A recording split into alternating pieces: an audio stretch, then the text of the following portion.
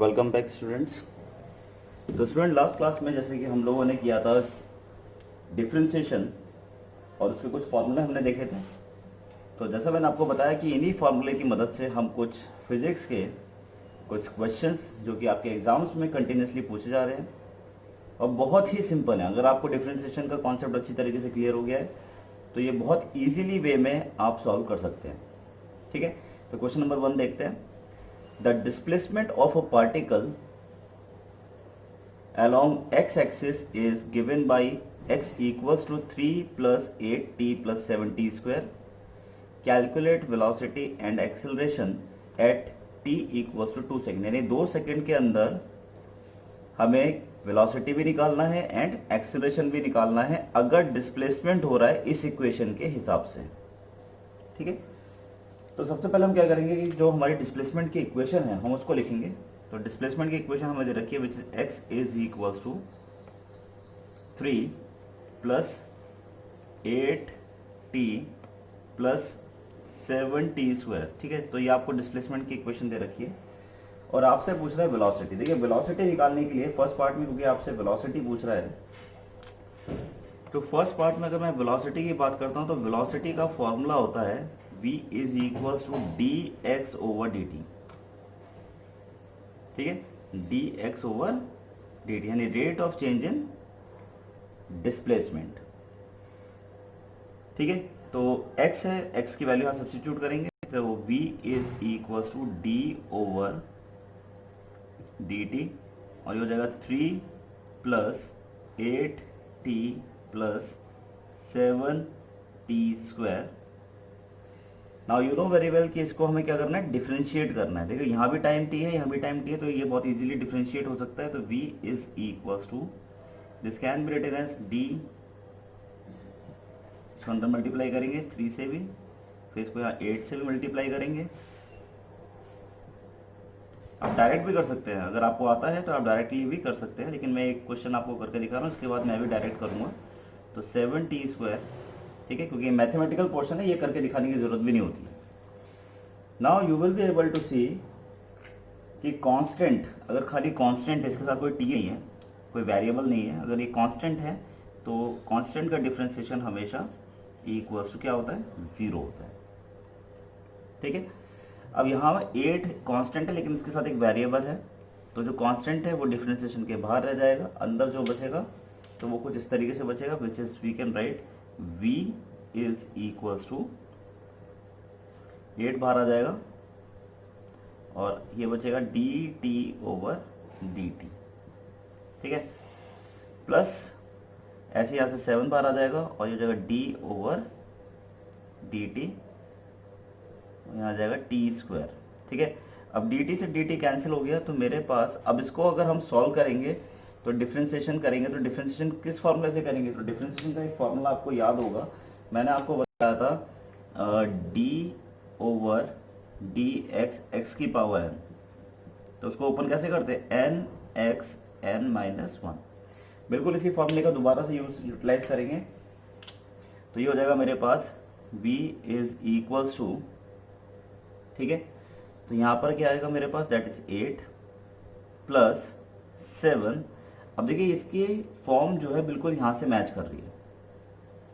ठीक है, भाई d ओवर डी एक्स है तो यहाँ d ओवर डी टी है, यहाँ x है तो यहाँ पर t है, कोई दिक्कत नहीं है, यहाँ n है, यहाँ पर 2 है, तो इसको हम ओपन करेंगे तो कैसे ओपन करेंगे, that is we can open this by 2t 2 minus 1, इसी फॉर्मूले से ओपन करेंगे। So v is equals to मेरे पास आ गया 8 प्लस, और इसको सॉल्व करेंगे तो ये हो जाएगा मेरे पास 7 2 जा 14, तो ये हो जाएगा 14t। So this is your velocity. लेकिन हमसे ये नहीं पूछा गया, हमसे पूछा गया है velocity at time t is equals to 2 second. तो जहां जहां t है वहां पर हम क्या करेंगे, 2 पुट करेंगे, तो मेरे पास ये हो जाएगा 8 plus 28। So v t is equals to 2 is equals to 36 metre पर सेकेंड। ठीक है, तो दिस इज योर आंसर। तो फर्स्ट पार्ट आ गया आपका। ठीक है, तो फर्स्ट पार्ट जो था दैट इज वेलोसिटी, ये हम कैलकुलेट कर चुके हैं। ओके, तो इसको फटाफट से नोट डाउन करेंगे। अब इसी तरीके से अगर हम बात करते हैं एक्सेलरेशन की, ठीक है, तो सेकंड पार्ट हमसे क्या पूछा गया था, दैट इज एक्सेलरेशन। तो एक्सेलरेशन के लिए देखिए कैसे करेंगे। तो एक्सेलरेशन के लिए एक्सेलरेशन का फॉर्मूला क्या होता है, D V over D T. Acceleration is D V over D T. अब v आप ऑलरेडी निकाल चुके हो, v की इक्वेशन आपने कहाँ निकाली थी, v इज दिस वन।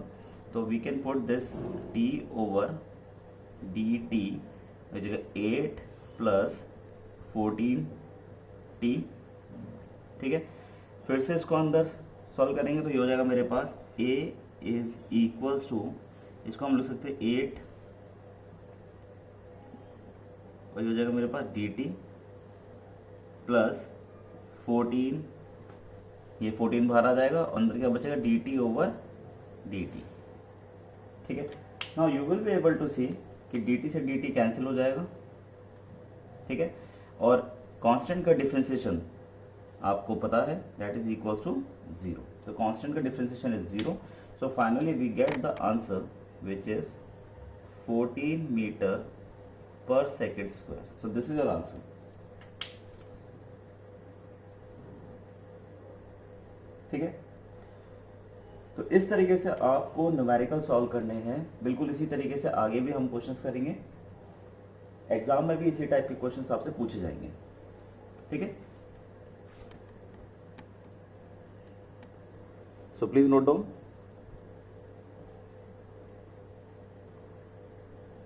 चलिए अगला क्वेश्चन देखते हैं। तो स्टूडेंट अगला क्वेश्चन आपके सामने है,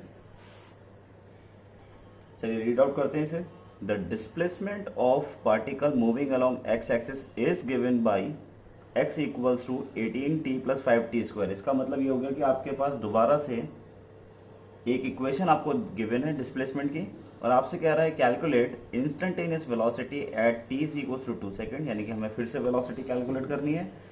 दूसरा हमसे पूछा गया है average velocity between t is equals to 2 second and t is equals to 3 second. और तीसरा क्वेश्चन हमसे पूछा गया इंस्टेंटेनियस एक्सेलरेशन। तो देखिए स्टूडेंट, सबसे पहले वही सेम काम करना है, क्योंकि डिस्प्लेसमेंट की इक्वेशन है और अगर आपको वेलोसिटी कैलकुलेट करनी है तो इसका मतलब आपको क्या करना पड़ेगा, आपको डिफरेंशिएशन करना पड़ेगा। तो फर्स्ट पार्ट के लिए आपको क्या करना पड़ेगा, we already know that v is equals to, formula होता है dx ओवर dt, ठीक है।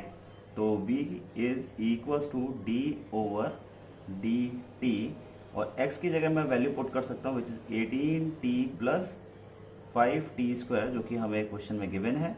सो v इज इक्वल्स टू, इसको सॉल्व करेंगे तो मैं इसे डायरेक्टली सॉल्व कर रहा हूँ, इसको आप एक एक करके d ओवर dt, ठीक है।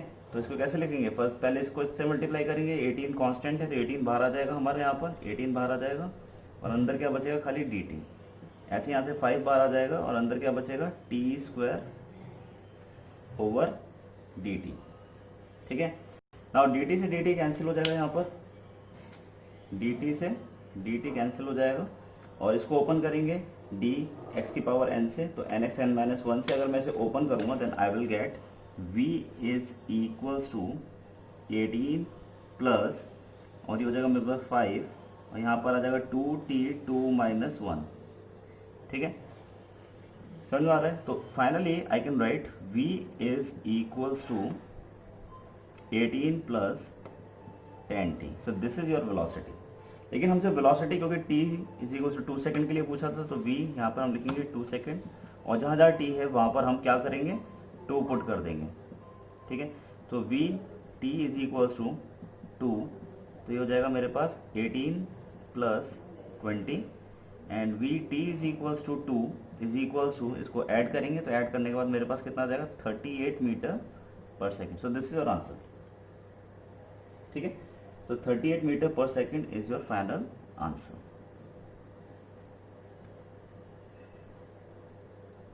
ठीक है, इसी तरीके से नेक्स्ट आ जाता है हमारे पास, अच्छा यहीं से हम थर्ड कर लेते हैं एक्सेलरेशन, एक्सेलरेशन भी साथ के साथ निकल जाएगा क्योंकि वो ज़्यादा इजी रहेगा, ठीक है। Third part which is C part, तो सी पार्ट को देख लेते हैं एक बार फिर दोबारा से डिफ्रेंशिएट कर देते हैं। तो acceleration we already know that D V over D T, ठीक है। और वैल्यू पुट करेंगे तो वैल्यू पुट करने पर मेरे पास हो जाएगा d/dt और v हमारे पास था दैट इज 18 प्लस 10t। ठीक है, इसको सॉल्व करेंगे तो सॉल्व करने पर मेरे पास a इज इक्वल्स टू, ठीक है, d ओवर, और यहाँ पर आ जाएगा मेरे पास 18/dt प्लस, और यहाँ पर मेरे पास 10 बाहर आ जाएगा क्योंकि कांस्टेंट है, तो ये हो जाएगा dt/dt। ठीक है, और वी ऑलरेडी नो दैट कि कांस्टेंट का डिफ्रेंसिएशन जो होता है दैट इज इक्वल टू 0। ठीक है, एंड dt से dt कैंसिल हो जाएगा यहाँ पर। So finally we get that is a is equals to 10 metre पर सेकेंड स्क्वायर। ठीक है, अब क्वेश्चन ये आता है कि अगर यहाँ पर t is equal to 2 second दे रखा है या 5 सेकेंड दे रखा है तो क्या करेंगे, तो भी कुछ नहीं करने की जरूरत है क्योंकि यहाँ पर कोई भी t की टर्म नहीं आ रही है, ऑटोमेटिकली एक्सेलरेशन आ रहा है मेरे पास। ठीक है, so this will be your final answer. तो ए पार्ट और सी पार्ट हमने कर लिया है, और हमेशा याद रखिए स्टूडेंट कि अगर डिस्प्लेसमेंट को, यानी डिस्प्लेसमेंट की जो ये इक्वेशन है, इसको अगर आप एक बार डिफ्रेंशिएट करेंगे, for the one time differentiation करेंगे, तो आपको हमेशा एक्सेलरेशन देगा, सॉरी एक्सेलरेशन नहीं, वेलोसिटी देगा। और अगर हम इसे फिर से डिफ्रेंशिएट करेंगे तो ये हमें क्या देगा, एक्सेलरेशन। ठीक है, मैं दोबारा बता दूं आपको, अगर इस इक्वेशन को, यानी डिस्प्लेसमेंट की इक्वेशन को विद रिस्पेक्ट टू टाइम अगर आप डिफ्रेंशिएट करेंगे एक बार, तो आपको मिलेगा वेलोसिटी। इसी इक्वेशन को 2 बार कर देंगे डिफ्रेंशिएट, तो आपको क्या मिलेगा, एक्सेलरेशन। ठीक है, जैसे हमने ये एक बार डिफ्रेंशिएट किया तो हमें क्या मिला, वेलोसिटी, फिर हमने दोबारा डिफ्रेंशिएट किया तो हमें क्या मिला, एक्सेलरेशन। ठीक है, तो डिस्प्लेसमेंट की इक्वेशन को अगर हम एक बार डिफरेंशिएट करेंगे तो हमें मिलेगा वेलोसिटी, 2 बार करेंगे तो हमें मिलेगा एक्सेलरेशन। ठीक है, चलिए आगे बढ़ते हैं। तो स्टूडेंट आगे अगर हम देखते हैं तो नेक्स्ट आ जाता है हमारा बी पार्ट। तो बी पार्ट में हमसे एवरेज वेलोसिटी पूछा है। देखिए एवरेज वेलोसिटी का फॉर्मूला पहले लिख लेते हैं फटाफट से। एवरेज वेलोसिटी हो जाएगा हमारे पास दैट इज डिस्प्लेसमेंट यानी x2 minus x1 total displacement upon total time taken. ठीक है, तो x2 minus x1 over t2 minus t1। अब अगर मैं यहाँ पर एवरेज लिखता हूँ तो आप देख सकते हैं एवरेज वेलोसिटी, तो मैं यहाँ सबसे पहले क्या करूँगा, x1 और x2 की वैल्यू निकालता हूँ। देखिए x1 निकालना है तो x1 हो जाएगा मेरे पास when t is equals to 2 second. ठीक है, when t is equals to 2 second,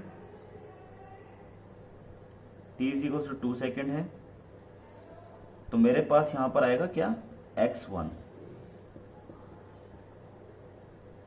ठीक है, तो मैं अब क्या करूँगा, जहाँ जहाँ भी ये x की जो इक्वेशन है वहाँ पर क्या करूँगा, 2 डाल देता हूँ। तो 18 इंटू जहाँ जहाँ t है वहाँ पे क्या डालेंगे, 2 डालेंगे, तो 2 प्लस 5 इंटू और ये हो जाएगा 2 का square. So x1 is equals to, ये मेरे पास आ जाएगा विच इज 56 मीटर, 56 मीटर। ठीक है, बिल्कुल इसी तरीके से आप क्या करेंगे, x2 निकालेंगे तो t is equals to 3 second. ठीक है, और यहाँ से क्या आएगा, x2 आ जाएगा, तो x2 इज इक्वल्स टू ये हो जाएगा 18 multiply by 3 plus 5 multiply by 3 का स्क्वायर। तो x2 की वैल्यू मेरे पास आ जाएगी which is equals to 99 metre. ठीक है, तो इसे हम t1 कह देते हैं, इससे x1 आया, इसे हम t2 कह देते हैं, इससे हमारे पास x2 आया। ये सारी वैल्यूज को हम यहाँ सब्स्टिट्यूट करेंगे। ठीक है, तो मैं इसे रब कर देता हूँ।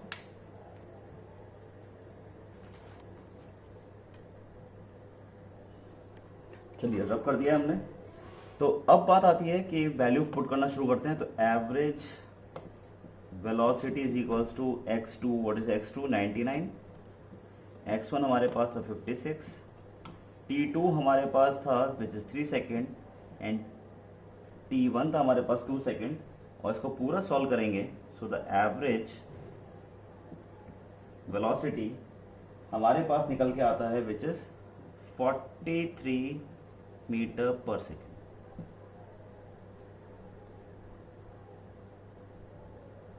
ठीक है। सो this is your final result, और इस तरीके से आप तीनों पार्ट को सॉल्व कर सकते हैं। फॉर्मूला आपको याद होने चाहिए, एवरेज वेलोसिटी, एवरेज डिस्प्लेसमेंट, ये सब आपको पता होने चाहिए कि एवरेज वेलोसिटी यहाँ पर क्या होता है। Average velocity is x2 minus x1 over t2 minus t1।